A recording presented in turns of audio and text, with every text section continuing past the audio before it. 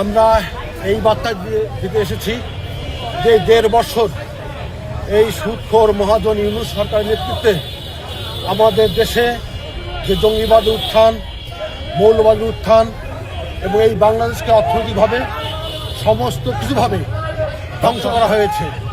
সেই জায়গা থেকে আমরা মনে করি আজকের ২১শে ফেব্রুয়ারি আমাদের এই বার্তায় যে আমরা জঙ্গিবাদ মৌলবাদের বিরুদ্ধে বাংলাদেশ আওয়ামী লীগ সর্বদা প্রস্তুত এবং জনপ্রিয় শেখ হাসিনা ইতিমধ্যে ঘোষণা দিয়েছেন সারা বাংলাদেশ থেকে জঙ্গিবাদ মৌলবাদ এবং ২৪-এর যে জঙ্গিবাদ আছে তাদেরকে আমরা মোকাবেলা করবো ইনশাল্লাহ।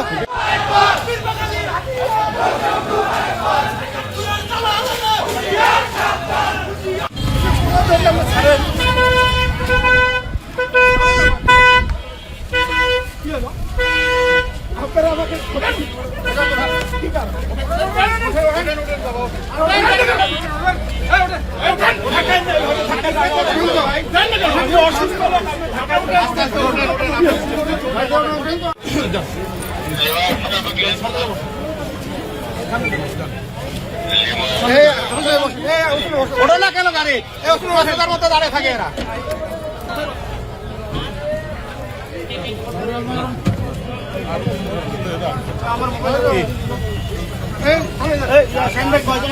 দুইজন কিছু বলবেন নাকি?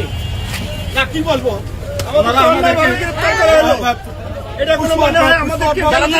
রাজধানীর বছিলা ও আদাবর বেড়িবাঁধ এলাকায় আবারও বেপরোয়া হয়ে উঠেছে ছিনতাইকারী চাঁদাবাজ সন্ত্রাসী কিশোর গ্যাং চক্র।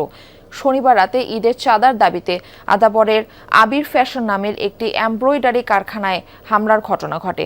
আহত হয় অন্তত ৩ জন। এর প্রতিবাদে আদাবর থানা ঘেরাও করে বিক্ষোভ করেন স্থানীয় এমব্রয়ডারি মালিক ও শ্রমিকরা। এরই মধ্যে এই ঘটনায় জড়িত অভিযুক্ত কালা রাসেল সহ কয়েকজনকে আটক করেছে পুলিশ। আরও জানাচ্ছেন শওকত মঞ্জুর। মোহাম্মদপুরের বছিলা ৩ রাস্তার মোড়। সিসি ক্যামেরার ফুটেজে দেখা যায় দিনে দুপুরে ছিনতাইয়ের কবলে পথচারী। ধস্তাধস্তির এক পর্যায়ে হাতে ধারালো অস্ত্রের আঘাত করে কিশোর গ্যাং সদস্যরা। আহত পথচারী কোনো রকমে দৌড়ে প্রাণ রক্ষা করেন। অভিযোগ এলাকার ত্রাস হয়ে ওঠা কিলার বাদল গ্রুপের বিরুদ্ধে। একই দিন একই এলাকা। চাঁদা না দিলে গোটা মার্কেটের সব দোকান বন্ধ করে দেওয়ার হুমকি স্পষ্টই রেকর্ড হয় দোকানের সিসি ক্যামেরায়। বন্ধ থাকবো কালকের থেকে, পুরো মার্কেট পুরো বিল্ডিং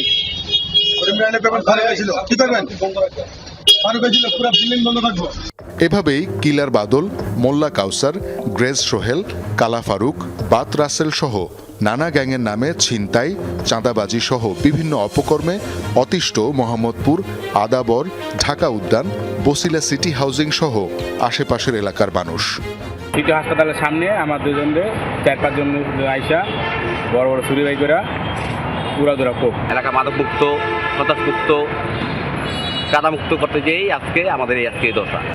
সবশেষ শনিবার রাতে আদাবর এলাকায় কালা রাসেল গ্রুপের সদস্যরা ঈদ উপলক্ষে চাঁদা দাবি করে এমব্রয়ডারি ব্যবসায়ী মোস্তাফিজুর রহমানের কারখানায়। চাঁদা না পেয়ে কিশোর গ্যাং সদস্যরা ধারালো অস্ত্র নিয়ে হামলা করে কর্মচারীদের উপর। এতে বেশ কয়েকজন আহত হয়। ওরা সব যেই সরকার যখন ক্ষমতা থাকে ওই সরকার মানে সাইনবোর্ড নিয়ে ওরা তখন এই অপকর্মগুলো চালায় যায়। একটা ছেলেরে কোবাইতে তার হাতের রগ কেটে ফেলছে, সে এখন হাসপাতালে আছে। আমরা যখন বেতনের সময় আসে, বেতনের টাকাটা দিই একটা ওয়ার্কারের হাতে, তখন ওরা যখন রাস্তায় বের হয় তাদের কাছ থেকে টাকা এবং মোবাইল ছিনতাই করে নিয়ে যায়।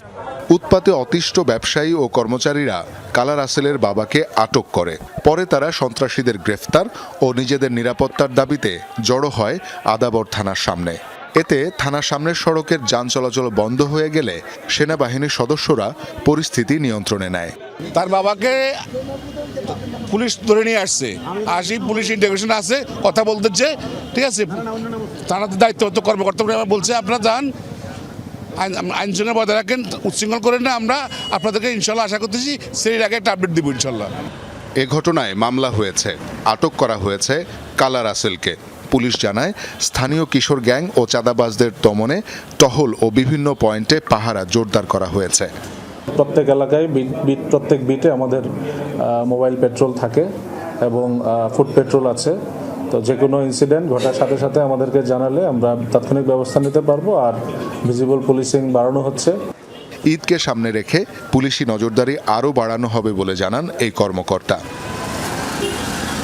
চাঁদাবাজি সন্ত্রাসী কর্মকাণ্ডের অভয়ারণ্য রাজধানীর মোহাম্মদপুর।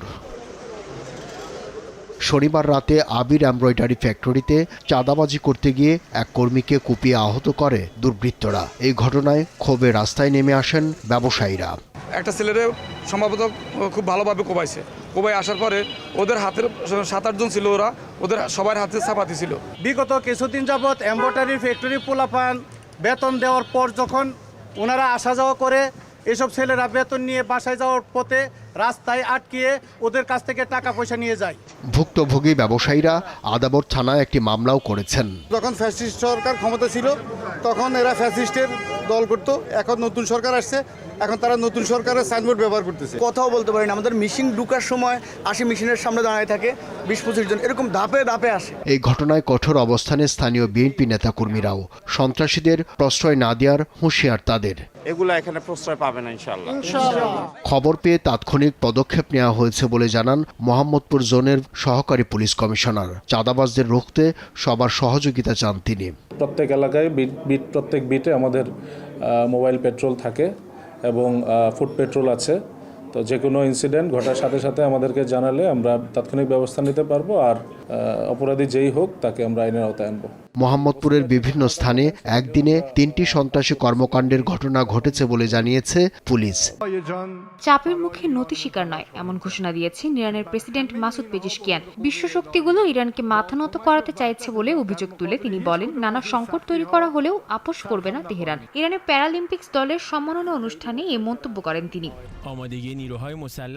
এদিকে সাম্প্রতিক দেশব্যাপী বিক্ষোভে হাজারো মানুষের মৃত্যুর জন্য আবারও সন্ত্রাসীদের দায়ী করেছে ইরান সরকার। পররাষ্ট্রমন্ত্রী আব্বাস আরাকচি জানিয়েছেন 3000-এর বেশি নিহতের তালিকা প্রকাশ করা হয়েছে, যার মধ্যে 200 জনই নিরাপত্তা সদস্য। অন্যদিকে মার্কিন প্রেসিডেন্ট ডোনাল্ড ট্রাম্পের দাবি আন্দোলনে নিহতের সংখ্যা 32,000-এর মতো। এই অবস্থায় নিজের দাবির পক্ষে যথাযথ প্রমাণ দেখাতে ট্রাম্পের প্রতি আহ্বান জানিয়েছে পেজিশকিয়ান প্রশাসন।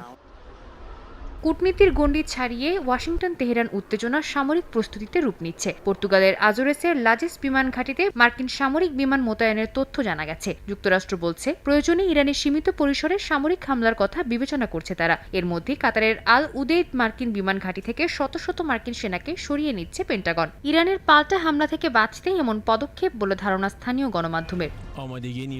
অপরদিকে যুক্তরাষ্ট্রের যে কোনো সামরিক হামলা ঠেকাতে তৎপর হয়ে উঠেছে ইরানও। দেশটির স্থলবাহিনীর কমান্ডার ব্রিগেডিয়ার জেনারেল আলী জাহান শাহী বলেন, সশস্ত্র বাহিনীর সর্বোচ্চ সতর্কতায় শত্রুর যে কোনো অভিযান বা ভুল হিসাব ঠেকানোর প্রধান হাতিয়ার। জানান, যে কোনো হুমকি মোকাবিলায় প্রস্তুত তেহরান। পাল্টা হুঁশিয়ারিতে ইরানের স্থায়ী প্রতিনিধি আমির সাইদ ইরাবানি জাতিসংঘ সনদের 51 অনুচ্ছেদ অনুযায়ী আত্মরক্ষার অধিকার প্রয়োগের কথা স্মরণ করিয়ে দিয়েছেন। এভাবেই গত বছরের এপ্রিলে বাংলাদেশ সহ বিশ্বের বিভিন্ন দেশের পণ্যে বাড়তি শুল্ক আরোপের ঘোষণা দেন মার্কিন প্রেসিডেন্ট ডোনাল্ড ট্রাম্প, যা কার্যকর হয় আগস্টের প্রথম সপ্তাহে। সেই আগ্রাসী শুল্ক নীতিকে অবৈধ উল্লেখ করে গেল শুক্রবার বাতিল করেছেন খোদ যুক্তরাষ্ট্রের সুপ্রিম কোর্ট। এতে ক্ষিপ্ত প্রতিক্রিয়া জানান ট্রাম্প।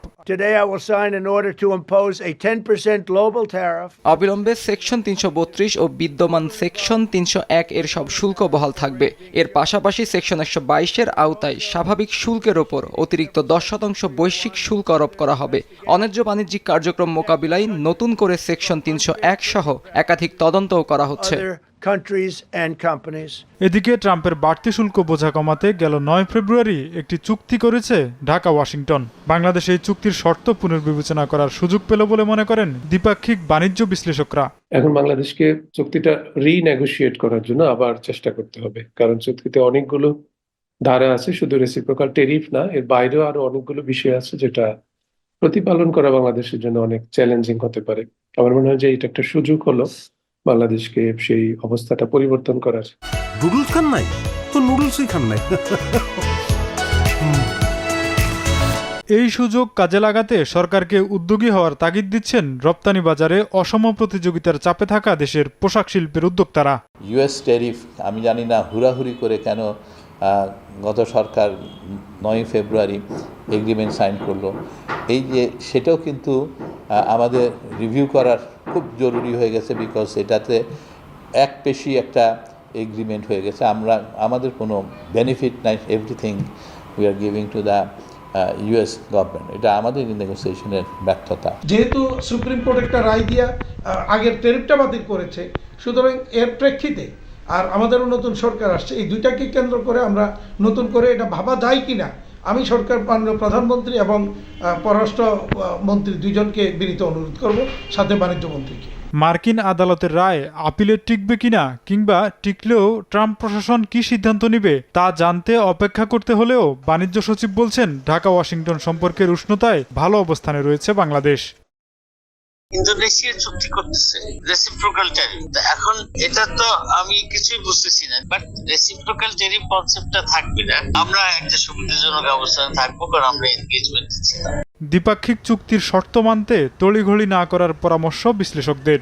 গাজায় যুদ্ধবিরতির মধ্যে চলছে ফিলিস্তিনিদের উপর আক্রমণ, প্রতিদিনই হতাহত হচ্ছেন বাসিন্দারা। ভঙ্গুর এই যুদ্ধবিরতির দ্বিতীয় ধাপ শুরু করতে সোচ্চার হয়ে উঠেছেন বিশ্বনেতারা। ইন্দোনেশিয়ার পররাষ্ট্রমন্ত্রী সুগিওনো জানান, গাজার আন্তর্জাতিক শান্তি বাহিনীতে ডেপুটি কমান্ডার হিসেবে অংশ নেবে দেশটি। বাহিনীতে প্রায় 5টি সেক্টরে ধাপে ধাপে সেনাদের মোতায়েন করা হবে। মোট সেনা সংখ্যা পৌঁছাতে পারে প্রায় 20,000 পর্যন্ত। এপ্রিলের শুরুতেই 1000 সৈন্য মোতায়েনের জন্য প্রস্তুত দেশটি। আন্তর্জাতিক শান্তি বাহিনীকে স্বাগত জানিয়ে হামাসের মুখপাত্র হাজিম কাসেম বলেন, গাজার অভ্যন্তরীণ বিষয়গুলোতে বাইরের কারো হস্তক্ষেপ চায় না তারা। তিনি বলেন, শান্তি বাহিনী নীরবভাবে পরিস্থিতি পর্যবেক্ষণ করবে, চুক্তির বাস্তবায়ন নিশ্চিত করবে, একই সঙ্গে জনগণ ও দখলদার সেনাদের মধ্যে নিরাপদ দূরত্ব বজায় রাখবে। ফিলিস্তিনি কর্তৃপক্ষ গাজা সংক্রান্ত সমন্বয়ের জন্য একটি কার্যালয় স্থাপন করেছে, যার নেতৃত্বে আছেন প্রধানমন্ত্রী মোহাম্মদ মুস্তাফা। উপরাষ্ট্রপতি হোসেন আল শেখ বলেন, অফিসটি এখনও সম্পূর্ণভাবে কার্যক্রম শুরু করার জন্য প্রস্তুত। এটি মার্কিন প্রেসিডেন্ট ডোনাল্ড ট্রাম্পের 20 দফা শান্তি পরিকল্পনা ও জাতিসংঘের নিরাপত্তা পরিষদ রেজলিউশন 2803 অনুযায়ী সমন্বয়ের আনুষ্ঠানিক মাধ্যম হিসেবে কাজ করবে। এই কার্যালয় গাজাবাসীর দুর্ভোগ কমাতে এবং প্রশাসনিক ও নিরাপত্তা সেবা দেবে বলেও জানান তিনি। পাশাপাশি এটি পশ্চিম তীর ও গাজার মধ্যে আইনি ও নিরাপত্তা দ্বন্দ্ব এড়াতে সাহায্য করবে।